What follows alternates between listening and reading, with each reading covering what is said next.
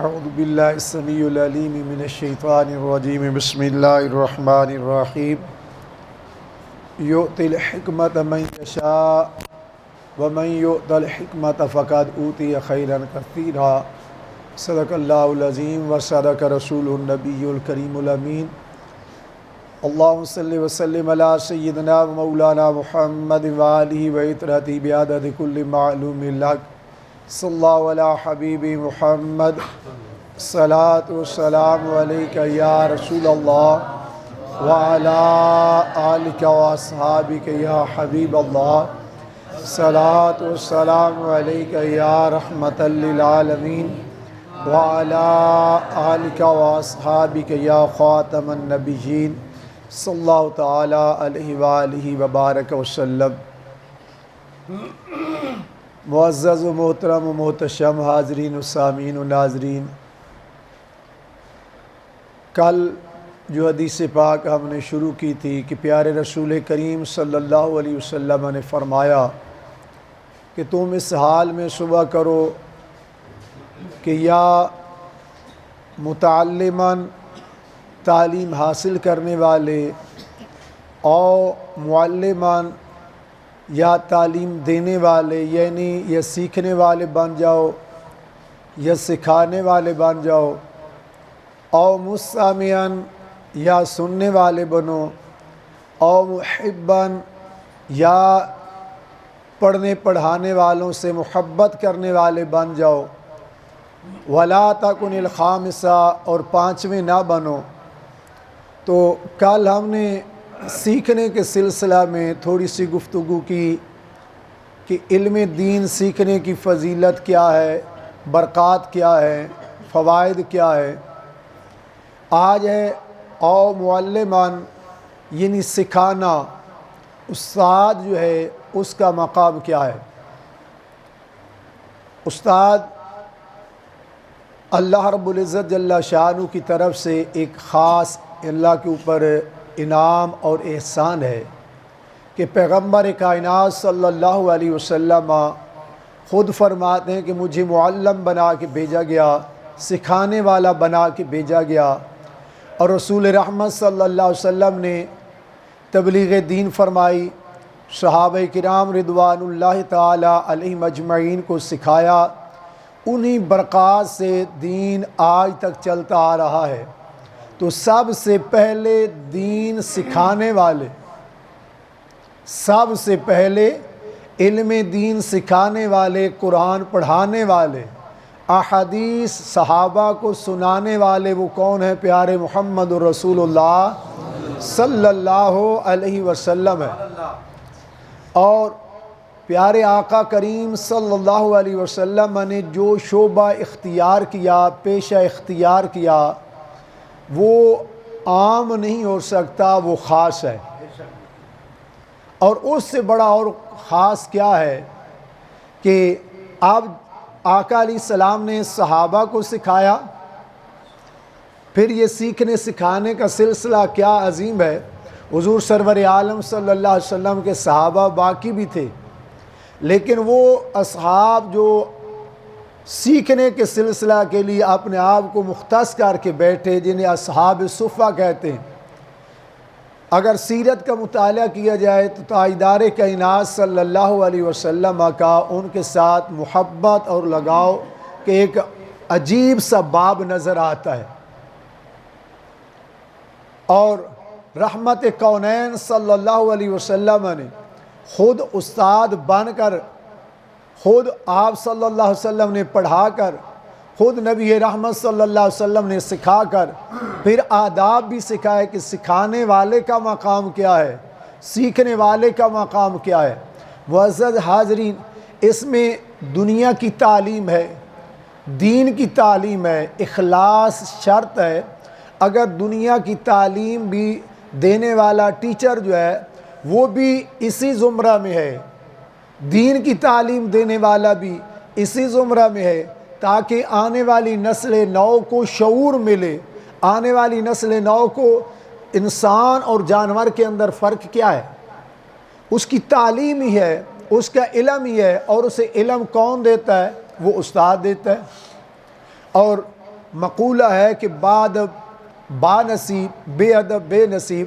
یہاں ایک بات عرض کرتا چلوں، یہ تعلیم و تعلم کا سلسلہ جو ہے نا، اس میں دو چیزیں ہیں. ایک تو وہ الفاظ ہیں جو کتاب کے اندر موجود ہوتے ہیں، استاد پڑھاتا ہے، طالب علم سیکھتا ہے، پڑھتا ہے. ایک یہ ظاہری رابط ہے. ایک باطنی رابط جو ہے، استاد کی شفقت جو ہوتی ہے، استاد کی محبت جو ہوتی ہے، وہ نگاہ، اقبال کہتا نا پیوستہ رہ شجر سے امید بہار رکھ. جب تک ٹہنی درخت کے ساتھ جڑی ہوئی ہے تو اس وقت تک اس کے اندر سبزے کی امید ہے. ٹہنی درخت سے کٹ کر کہے کہ اب میں تو بہت بڑی ٹہنی ہو گئی ہوں، میرے اوپر پھول بھی ہیں، میرے اوپر پھل بھی لگتا ہے، میرے اوپر سبز پتے بھی ہیں، اس تنے کا اب ہے کیا؟ یہ تو بس موٹا سا ہے، یہ تو خشک سا ہے، اس کے اوپر اب جھرڑیاں پڑ گئی ہیں، چھوڑے سے آ گئے ہیں، اس کے اوپر جھرڑیاں آ گئے، مجھے اس کی ضرورت کیا ہے؟ تو وہ ٹہنی سبز رہے گی؟ وہ خشک ہو جائے گی. تو اگر وہ اپنے آپ کو سبز رکھنا چاہتی ہے تو اسے تنے کے ساتھ جڑنا پڑے گا. اگر ہم علم کے فیض کو برقرار رکھنا چاہتے ہیں تو ہمیں اپنے اساتذہ کے ساتھ جڑنا پڑے گا. جو آج ہماری موجودہ حالت ہو چکی ہے، لو جی اب مجھے ضرورت ہی نہیں، جو میں نے پڑھنا تھا میں نے پڑھ لیا، اب مجھے اس کی کیا ضرورت رہ گئی. یہی وجہ ہے پہلے لوگ جڑے رہتے تھے، تھوڑے پڑھ کے بھی بہت بڑے علم والے ہوتے تھے. آج زیادہ پڑھ کے بھی استاد اور ماں باپ سے کٹ کر، بہت پڑھ کر بھی کچھ نہیں ہوتے. تو اقبال کا یہ مصرع کہ پیوستہ رہ شجر سے امید بہار رکھ، ایک زہری الفاظ ہوتے ہیں، ایک بات نہیں. یہاں ایک واقعہ میرے ذہن میں آیا. حضور محدث اعظم سردار احمد صاحب رحمۃ اللہ تعالی علیہ، سابقہ لیل پور اور موجودہ فیصل آباد، آپ کے بارے میں آتا ہے کہ آپ کے پاس ایک خاتون ایک بچہ چھوڑ گئی کہ نظروں میں استاد کی شفقت کے ساتھ. یہ میرے پرانے بزرگ بیٹھے ہیں، انہیں معلوم ہے، میں خود جب حفظ کرتا تھا استاد جی کے جانوروں کے لیے چارہ بھی لے کر آنا، کام کاج کرنا. پڑھا تھوڑا تھا، استادوں کی خدمت زیادہ کی تھی، اسی کا صلہ کہ الحمدللہ اللہ نے سب کچھ عطا کر دی. آج تو حالت یہ ہے کہ استاد مہمان آ جائے نا تو بوتل لینے بھیج دے تو شام فون کھڑک جاتا ہے، جو میرے پتر نو باہر نہ گلیا جنہوں باہر خارش ہوندی، کیوں جی یہ باہر نہیں جاتا. خود چاہے جناب والا جہاں تک مرضی یہ چاند رات دیکھنا یہ باہر جاتے ہیں یا نہیں جاتے، تو پھر فیض بھی اتنا پاتے ہیں. مولانا محدث اعظم رحمہ اللہ، آپ کے پاس ایک خاتون نہ جی بچہ چھوڑ گئی. کچھ دن ہوئے، بچے سارے لائق بھی نہیں ہوتے، نالائق بھی نہیں ہوتے. وہ مائی پھر دوبارہ آئی نا تو آپ نے کہا بی بی یہ تیرا بچہ پڑھنے والا نہیں ہے، کند ذہن ہے، اس کا ذہن کام نہیں کرتا، نہیں چل رہا، لہٰذا تو اسے کسی اور کام کاج پہ ڈال دیں. تو وہ خاتون کی آنکھوں میں آنسو آئے تو کہنے لگی کہ حضور میں بڑی امید سے لے کر آئی تھی، چلو چھوڑو، آپ نہیں پڑھتا تو آپ ایسے کر لیں، اسے اپنے پاس خادم کے طور پہ رکھ لیں، یہ آپ کے جانوروں کو چارہ وغیرہ ڈالتا رہے گا، آپ کی خدمت کرے گا. تو آپ نے کہا بی بی میرے پاس پہلے ان کی خدمت کے لیے ملازم ہیں، خادم ہیں، تو ضرورت نہیں ہے. خیر اس نے اصرار سے چھوڑ دی.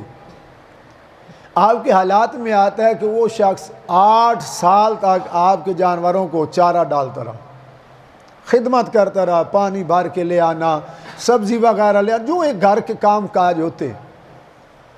8 سال ہوئی نا تو باقی پڑے تو 8 سال کے بعد درس نظامی کا کورس ہمارا جو ہے یہ 8 سال کا ہوتا ہے. اس کے بعد جیسے یہ ہمارے حفاظ کی دستار ہوتی ہے ایسے ان کی بھی دستار ہوتی ہے درس نظامی والوں کی.